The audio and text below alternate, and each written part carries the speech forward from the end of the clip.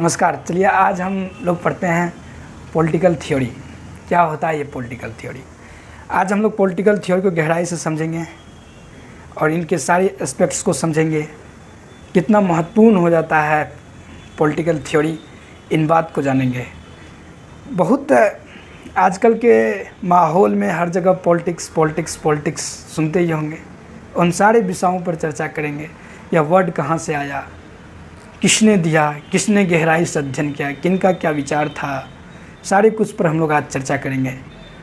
Politics क्या है, कितना महत्वपूर्ण हो जाता है अपने दैनिक जीवन में भी और बाहरी जीवन और बाहरी डिसीजंस को समझने में, सब पहलुओं पर हम लोग विचार करेंगे। आराम से आस्ते आस्ते सब कुछ समझेंगे। आज समझेंगे पॉलिटिकल थ्योरी के बारे में। पॉलिटिकल थ्योरी दो वर्ड है, पॉलिटिकल एंड थ्योरी। क्या होता है ये पॉलिटिक्स? पॉलिटिक्स क्या होता है? राजनीति। सब कहता होगा, सबसे सुनते होंगे, राजनीति मत करो, राजनीति नहीं करना है। बहुत राजनीति करते हो। या कोई किसी से सुनते होंगे, मुझे राजनीति सब नहीं आती है, मैं राजनीति से बहुत दूरी बना के रखता हूँ, राजनीति दूर दूर तक मेरे करीब नहीं है। आज के बाद ऐसे जो लोग मिलेंगे ना, कहेंगे मुझे राजनीति नहीं आती, मैं राजनीति से बहुत दूरी बना के रखता हूँ, तो समझिएगा कि वो राजनीति ही कर रहा है जो ऐसा बोल रहा है। तो राजनीति हर एक इंसान से जुड़ी है, डेली लाइफ से जुड़ी हुई है। कैसे जुड़ी हुई है? तो ये राजनीति जो होता है, पॉलिटिक्स जो होता है, पॉलिटिक्स मतलब क्या होता है? पॉलिटिक्स ये वर्ड जो है, पहले ग्रीक में इसको पॉलिस कहते नहीं है, पॉलिस वर्ड है ग्रीक में। उसी वर्ड से ये पॉलिटिक्स बना और इस वर्ड का मतलब होता है सिटी।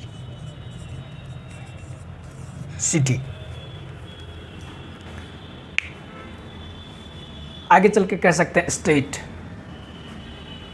कैसे? कम्युनिटी से। तो एक कम्युनिटी, अब जहाँ कम्युनिटी होगी तो बहुत सारे लोग होंगे, बहुत तरह तरह की सोच होगी, तरह तरह की समझ होगी, तरह तरह की देखने की नज़रिया होगी।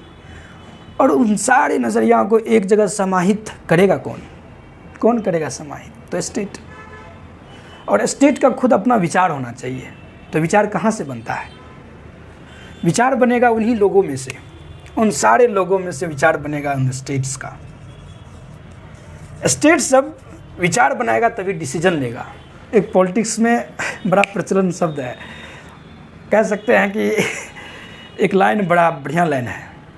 लाइन ये है कि राजनीति के पावर को समझना है, पॉलिटिक्स को समझना है, तो संक्षेप में हम समझ सकते हैं कि राजा बोला रात है, रानी बोली रात है, मंत्री बोला रात है, संतरी बोले रात है, लेकिन यह सुबह सुबह की बात है समझ में आया? बात सुबह की है। इससे हम समझ गए कि पॉलिटिक्स जो होता है ना, पावर पे होता है। अगर पावर हो तो सुबह में भी रात होता है। तो ये पावर आता कहाँ से है? ये पावर देता कौन है? ये पावर किस तरह से, कैसे बनता है? तो ग्रीक से जो है ये वर्ड का इवोल्यूशंस हुआ और वर्ड का मतलब सिटी है। तो ग्रीक में जो पुराने समय में कहा जाता है कि पॉलिटिक्स का जो अध्ययन किया गया है ना, वो अध्ययन सबसे पहले और सिस्टमैटिक तरीके से अध्ययन किए थे प्लूटो और अरिस्टोटल। अरिस्टोटल का तो खूब नाम सुने होंगे, बायोलॉजी में सुनेंगे, हर जगह सुनेंगे, हर जगह मतलब अधिकतर नाम सुने होंगे इनका, हर विषय में पहुंच था इनका। तो प्लूटो और अरिस्टोटल के बारे में कहा जाती है सिस्टमैटिक अध्ययन किए हैं पॉलिटिक्स का। तो किस तरह से अध्ययन किए, क्या था इनका परसेप्शन? देखिए, परसेप्शन अगर हम कह रहे हैं ना, तो आज भी आप किसी को देखते होंगे तो परसेप्शन बना लेते होंगे। हमको देखते होंगे जिस तरह से, तो आपके माइंड में एक इमेज क्रिएट होता होगा कि ये कैसा है, क्या बोलता है, तुरंत आप किसी के प्रति तुरंत परसेप्शन बना लेते होंगे। ये ह्यूमन नेचर है, ये भी एक पॉलिटिक्स का पार्ट है। और परसेप्शन बनाएंगे, उसके प्रति आप डिसीजन देना शुरू कर देंगे। तुरंत थोड़ा फिगर मैप आपके अंदर आ जाएगा। बाद की बात है कि आप बोलेंगे, विचार रखेंगे, फिर आपके प्रति दूसरा डिसीजन बनेगा। लेकिन पहला जो होता है, फर्स्ट व्यू जो होता है, वो पहला आपका पर्सनैलिटी को रिफ्लेक्ट करता है, तब डिसीजन बनता है। और जहाँ डिसीजन बनेगा वहाँ पॉलिटिक्स होगा। तो पॉलिटिक्स वहाँ होगा जहाँ डिसीजन होगा। और डिसीजन जब भी बनेगा वो सबके एस्पेक्ट्स को लेकर बनेगा, सबके विचारों को लेकर बनेगा। तो ग्रीक में जो प्लूटो और एरिस्टोटल थे, इन्होंने जो अध्ययन किया, तो पहले वहीं के जो अपने समय के जो थे राजनीति, जो इनके समकक्ष चल रहा होगा, उनका अध्ययन किए होंगे, उनके बारे में जाने होंगे। क्योंकि राजनीति समय समय के साथ बदला है। राजनीति को कोई डिफाइन नहीं कर सकता है, परफेक्ट डिफाइन नहीं हो सकता पॉलिटिक्स का। समय समय के साथ ये बदलता है और हर एक इंसान का अलग अलग सोच हो सकता है राजनीति के प्रति। सब इंसान का सेम नहीं हो सकता पॉलिटिक्स के प्रति सोच। लेकिन कुछ मापदंड होते हैं, डिसीजन लेने का अपना कुछ नॉर्म्स होता है और उस आधार पर डिसीजन लेते हैं लोग। तो वही डिसीजन हो जाता है पॉलिटिक्स। हो सकता है कि वो डिसीजन सबके लिए, सबके हित में हो सकता है वो डिसीजन सेल्फ इंटरेस्ट में हो। तो इन लोगों का क्या विचार था पॉलिटिक्स के प्रति, इस विचार को जानने से पहले देख लेते हैं कि ग्रीक में क्या था। ग्रीक में सिस्टम ये था कि 10% लोग जो होते थे, इलाइट वर्ग जिसको कहते हैं, जो पढ़े लिखे, बुद्धिजीवी, हर जगह तो यही आपको दिखने मिलता होगा, बुद्धिजीवी डोमिनेट करते हैं, जिनके पास ब्रेन होता है, नॉलेज होता है। वही चाहता है कि हम समाज को रेगुलेट करें, समाज मेरे अकॉर्डिंग चले, हम समाज के में अपने आइडिया का विस्तार करें, रूल्स एंड रेगुलेशंस का। तो ये जो 10% लोग थे, नोबेल, और बाकी जो थे उनको कहते थे एलियंस, फॉरेनर या स्लेव। ठीक, ये थे लगभग 80 से 90% लोग। सोचिए, 80 से 19% लोग थे सर्व करने के लिए। वैल्यूज़, हर सब्जेक्ट में अपना अपना वैल्यूज़ होता है। पॉलिटिक्स में वैल्यूज़ का मतलब होता है power, goods, powers and service. जो पॉलिटिक्स में क्या है, सब अपने डिमांड के अनुसार, पावर्स के अनुसार अपने आप को रिलेट करते हैं। फिर वो रिलेट करने के बाद लोगों को सर्व करते हैं। तो यहाँ पावर क्या होगा, यहाँ पावर किनके हाथों में था? तो यहाँ पावर 10% लोगों के हाथों में था। और जो ये जो 90% लोग थे, ये सर्विस के लिए थे। सर्विस मतलब ये नहीं कि सिर्फ सेवा, मतलब सेवा मतलब ये नहीं होता गांव में सेवा मतलब होता जाओ हाथ पैर दबा दो, ये यहीं तक सीमित नहीं रहा। बल्कि सेवा मतलब होता है एग्रीकल्चर में कुछ भी एग्रीकल्चर प्रोडक्शन करके सरप्लस मात्रा में उन लोगों तक पहुंचाना, या फिर ट्रांसपोर्टेशंस, व्हाटएवर जो भी हो। ये जो 80 से 90% लोग थे इसमें एंगेज थे। और ये 10% लोग इन लोगों के लिए डिसीजन लेते थे। अब आप सोच के देखिए, आज के समय में, और इस तरह की पॉलिटिक्स का संकल्प अपने दिमाग में एक बार इमेजिनेशंस कीजिए, तो कितना आपको सही लगेगा कि 10% लोग 90% लोगों के लिए डिसीजन ले रहा है, उनके लिए रूल्स बना रहा है, रेगुलेशंस बना रहा है। तो कितना हद तक वो सही होगा? क्या आपको नहीं लगता कि वो 10% लोग अपने सेल्फ इंटरेस्ट के लिए ही रूल्स एंड रेगुलेशंस बनाए? अक्सर तो यही होता है। हर एक लोग तो चाहते हैं कि कहाँ से बेनिफिट हो, हर जगह बेनिफिट ढूंढते हैं। और हमेशा आप देखते भी होंगे, निर्णय बेनिफिट अनुसार लिया जाता है। कोई भी निर्णय लेंगे या डिसीजन देंगे तो सबसे पहले लोग अपना बेनिफिट्स देखते हैं। ठीक है तो बढ़ाओ, नहीं ठीक है तो रोक दो। नहीं कहता है, पहले गांव देहात में जो कहावत है, पेट पूजा तब कोई दूजा। एक गाना भी है, अपना काम बनता जय हो फिल्म का है, सलमान खान जी का। तो यही होता है ना, अक्सर तो यही होता है। तो ये देखिए, तो अभी तो बड़ा लगता होगा कि अजीब चटपटा सा, ये कैसे हो सकता है? 10% लोग 80 से 90% लोगों के लिए बनाएगा, ये कहाँ हद तक, किस हद तक ये पॉलिटिक्स सही होगा? ये राजनीति होता है क्या जी? ये डिसीजन जो लेंगे 10% लोगों के लिए डिसीजन लेंगे, इनकी 10% लोगों के पास टोटल 90% लोगों का पावर है, सब ये 10% अपने अनुसार चलाएंगे। ऐसा ऐसा तानाशाही रवैया नहीं चलेगा भैया। आज तो यही मेंटलिटी बैठेगा। लेकिन आप जान के ताजुब होंगे, प्लूटो और एरिस्टोटल ने इस सिस्टम को आइडियल सिस्टम सा भी बताया। आइडियल, आदर्श सिस्टम, बहुत बढ़िया सिस्टम। और बताए तो ऐसे नहीं बताए, तर्क दिए अपना, इनके पीछे एक अच्छा तर्क दिया उन्होंने। तर्क ये दिए कि भैया देखिए, डिसीजन सब नहीं ले सकता है। डिसीजन लेने के लिए ब्रेन चाहिए, उस तरह की समझ चाहिए, सोच चाहिए, तभी आप किसी के लिए डिसीजन ले सकते हैं। तो ये जो लोग हैं, ये लोग के पास समझ है, सोच है, तब ये लोग डिसीजन ले रहे हैं। थिंकिंग स्किल है, अंडरस्टैंडिंग है, तब ये डिसीजन ले रहे हैं। और ये डिसीजन लेंगे, सोचेंगे, समझेंगे तब। और सोचने समझने के लिए क्या चाहिए? समय। और समय कब मिलेगा इनको? जब ये लोग इनका काम करेंगे, बाकी सब ठोक। और ये लोग भाई काम करने के लिए, इनके लिए, और ये इनके लिए सोचने के लिए है। यहाँ तो म्यूचुअल है रिलेशन। ये इसके लिए काम करेंगे, ये इसके लिए सोचेंगे। तो यहाँ तो म्यूचुअल अंडरस्टैंडिंग है, म्यूचुअल रिलेशंस है दोनों में। तो क्या दिक्कत है भाई? आइडियल तो है। तो इस तौर से अपना ये आर्गूमेंट देके इनको बताए कि ये आइडियल है। यहीं तक नहीं रहे, बोले मास्टर्स है ये। मास्टर्स इसलिए बताए कि बोले तो इसमें सभी एस्पेक्ट्स है। पॉलिटिक्स एक ऐसा विषय है जिसमें सारे एस्पेक्ट्स का अध्ययन होता है। एक एस्पेक्ट्स नहीं होता है इसमें, सारे एस्पेक्ट्स पे सोचा जाता है। सारे एस्पेक्ट्स को सोचेंगे तब आप एक डिसीजन बना पाएंगे। आप जाएंगे हवा में कोई डिसीजन नहीं ले लेंगे। सारे कुछ अध्ययन करेंगे, उनके इमोशन सारे कुछ को देखेंगे, तब एक डिसीजन बनता है और तब जाकर लेता है। और उसी को कहते हैं पॉलिटिक्स। इसलिए politics masters of all subject है भाई, ऐसे नहीं है। तो राजनीति हर जगह है, जहाँ डिसीजन है वहाँ राजनीति है। अब बताइए, सुबह आप जगते होंगे तो आपके लिए डिसीजन लिया जाता होगा, बेटा या बेटी स्कूल जाएगी कि नहीं जाएगी। फिर आप स्कूल जाने के लिए मम्मी पापा से पूछते होंगे, हर जगह सब विचार बनता होगा बैठ के कि हाँ चलो जाओ।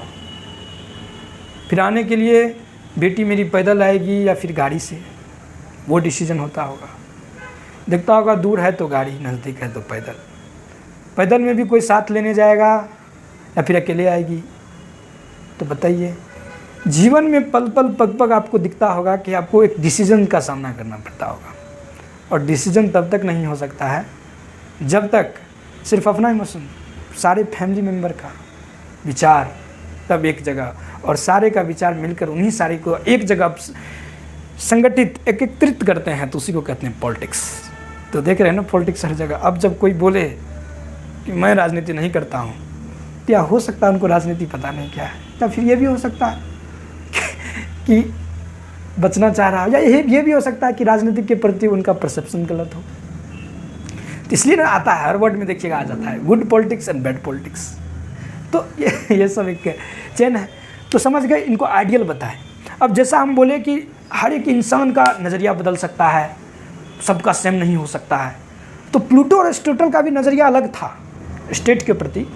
प्लूटो और एरिस्टोटल का भी नज़रिया अलग था, सोच अलग था। तो क्या सोच था प्लूटो का, क्या सोच था एरिस्टोटल का? प्लूटो कहते थे कि देखो भाई, डिसीजन जो है उन लोगों को लेने के लिए दो जो लोगों के पास सेल्फिश नेचर नहीं हो। डिसीजन अगर वो लोग लेने लगे जिनके पास स्वार्थ भावना हो, तो फिर वो डिसीजन सबके लिए सही नहीं होगा। उन्हीं लोगों की श्रेणी जो उन लोगों की कैटेगरी में आते हैं, तो उन्हीं लोगों के लिए वो सही होगा। इसलिए डिसीजन जब भी होना चाहिए वो निष्पक्ष होना चाहिए, इम्पार्शियल होना चाहिए। तो इसके लिए क्या होगा भाई? तो बोला राजा को जो होना चाहिए, राजा साहब को जो होना चाहिए, प्रॉपर्टी लेस होना चाहिए। राजा साहब के पास प्रॉपर्टी ना हो अपना, और दूसरा ना परिवार हो, ना प्रॉपर्टी हो ना फैमिली हो, ऐसे लोग राजा हो। समझ रहे हैं ना? देखिए आज मोदी जी को, जो हमारे माननीय प्रधानमंत्री जी हैं, कहते भी हैं मैं किसके लिए कमाऊंगा।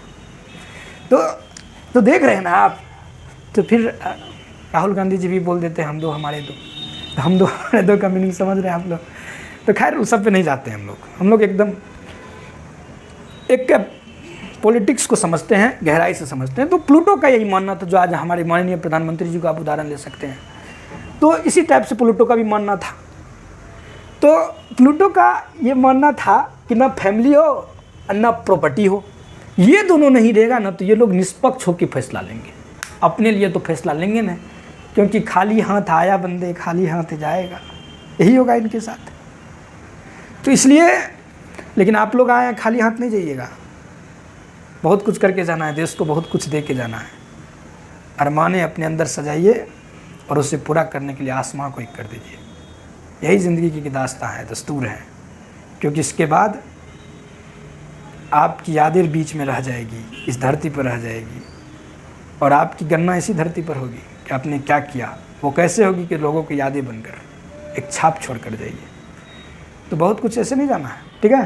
तो ये फैमिली और ये प्रॉपर्टी दोनों नहीं होना चाहिए। तो ये प्लूटो का था। तब वो लोग निष्पक्ष होकर फैसला लेंगे, किसी स्वार्थ में आके फैसला नहीं लेंगे।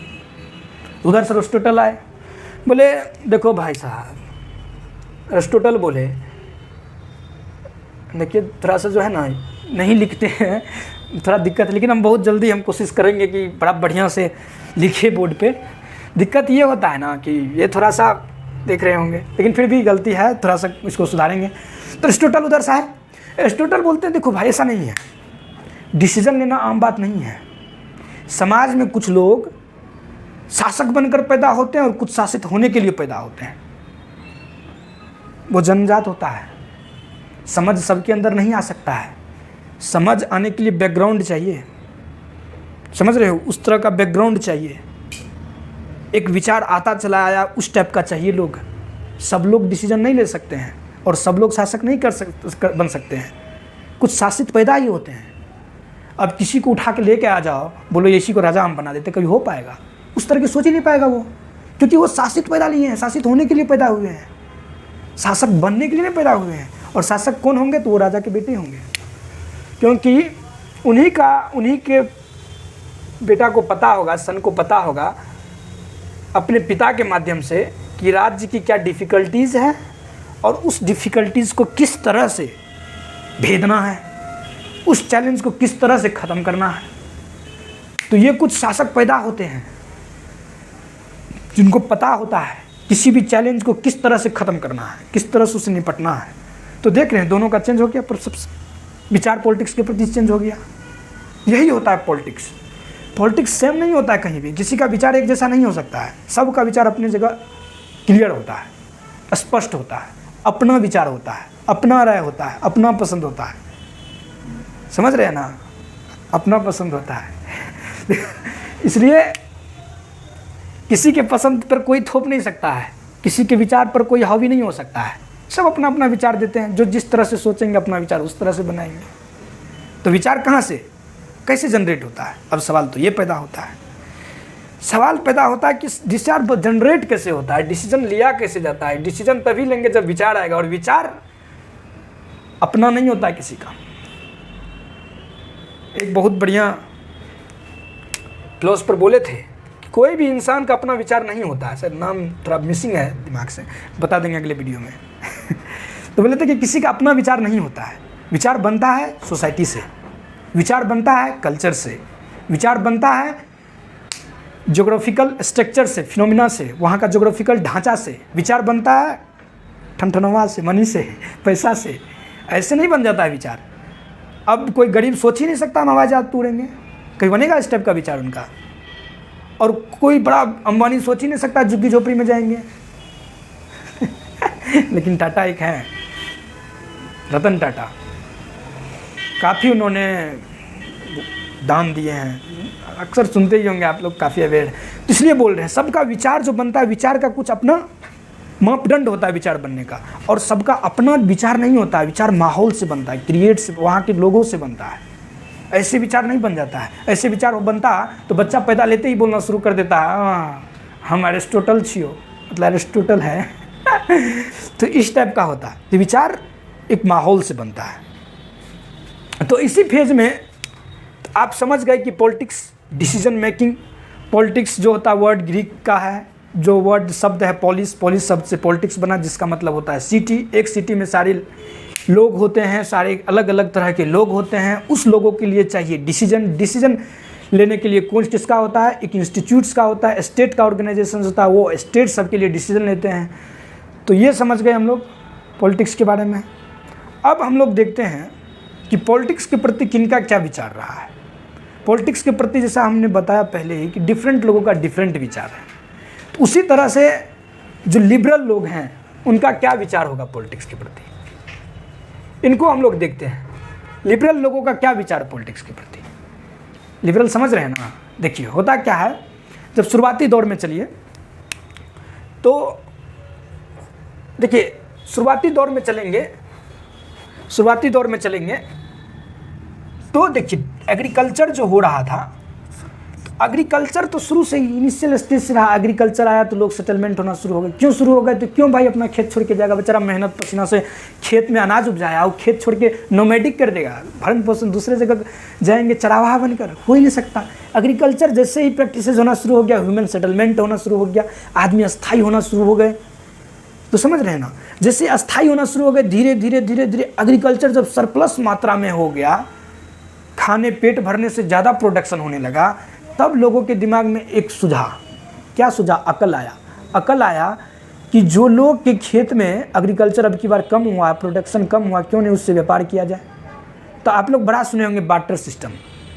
बार्टर सिस्टम शुरुआती फेज में एक्सचेंज था, मीडियम था एक्सचेंज का, वस्तु विनिमय हिंदी में कहते हैं, एक वस्तु के बदले दूसरा कोई और वस्तु। तो वो ट्रेड होना शुरू हो गया। एक सिंपल भाषा में देखते हैं, ट्रेड उस माध्यम से होना शुरू हो गया।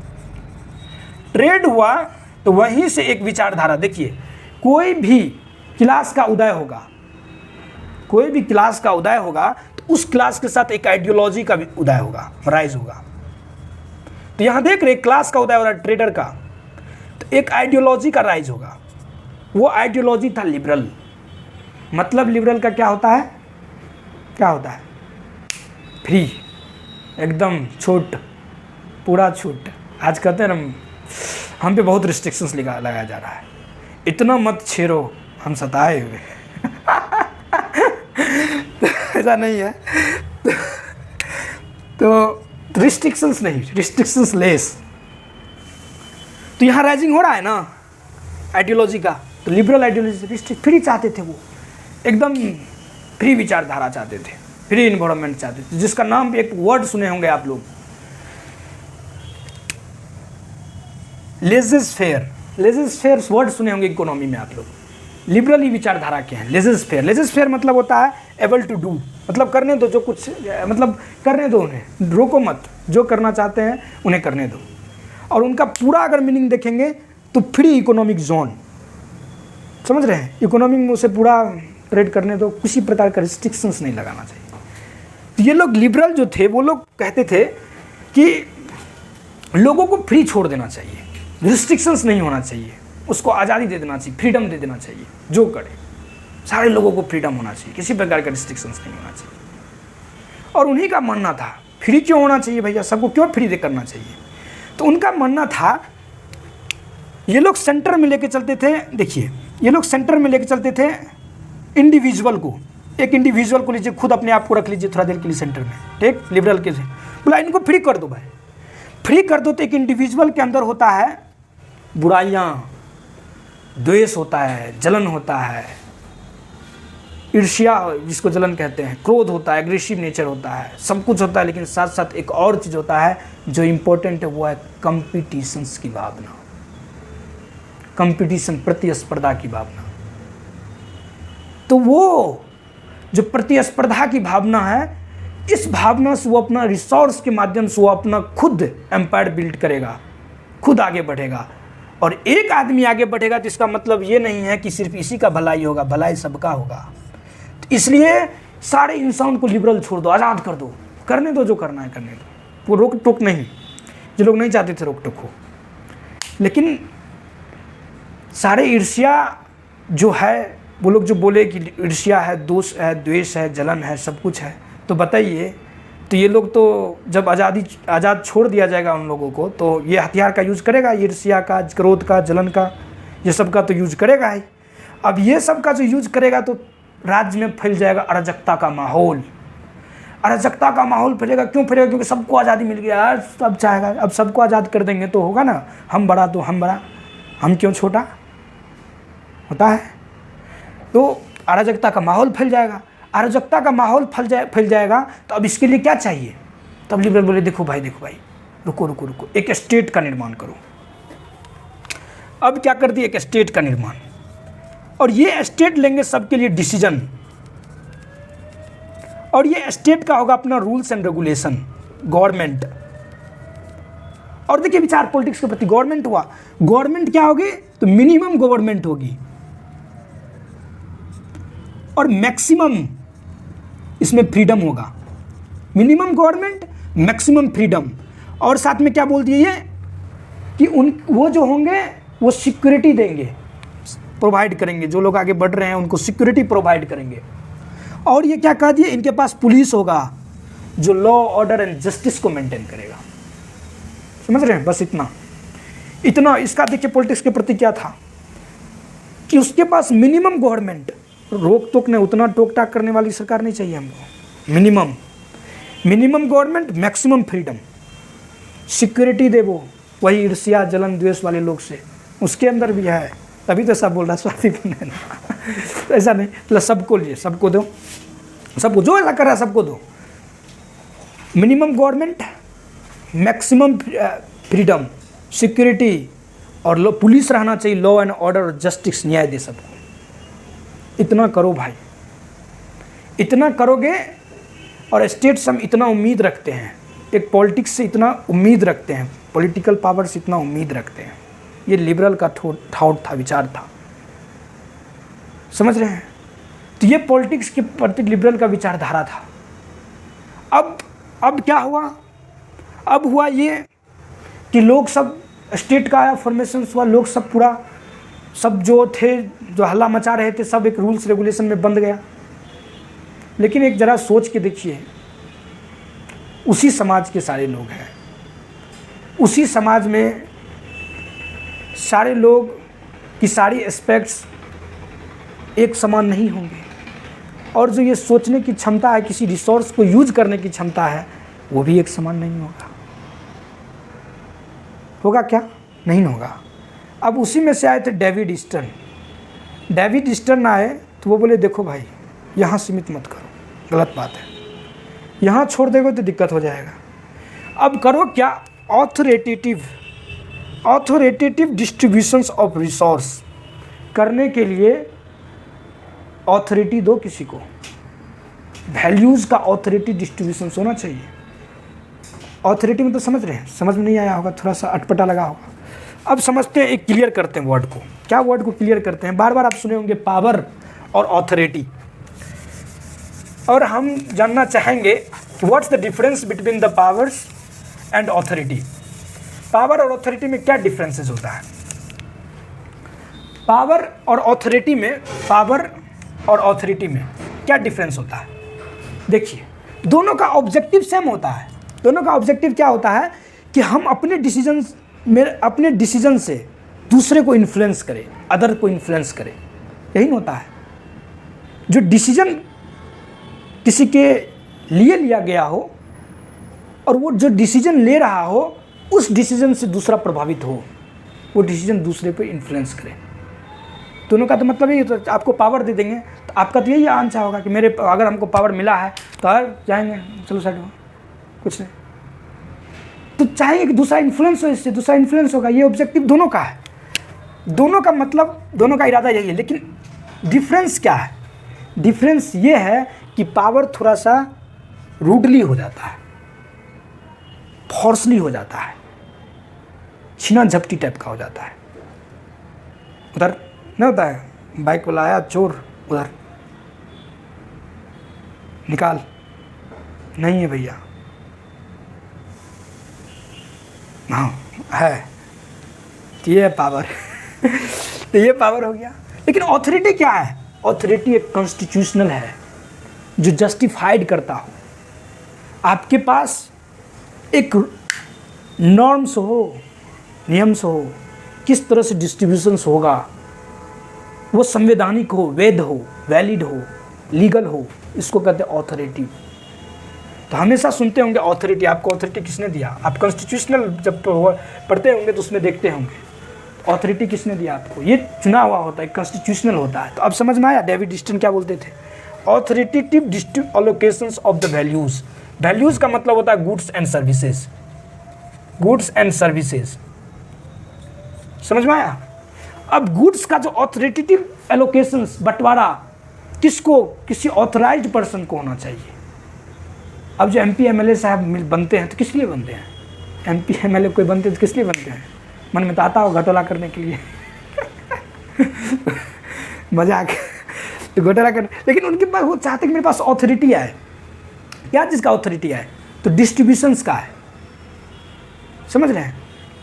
क्या चीज़ का डिस्ट्रीब्यूशन? तो रिसोर्स का डिस्ट्रीब्यूशन। वो अथॉरिटी चाहते हैं लोगों तक पहुंचाने का। क्या है भारत में अगर कोई MP MLA बनते तो क्या अथॉरिटी है, किस तरह से रिसोर्स का? जिन लोगों के पास रिसोर्स नहीं है पहले उन लोगों के पास रिसोर्स पहुंचाया जाए, जो लोग योग्य नहीं है उनको बताया जाए, उनको समझाया जाए, उन्हें उस काबिल बनाया जाए।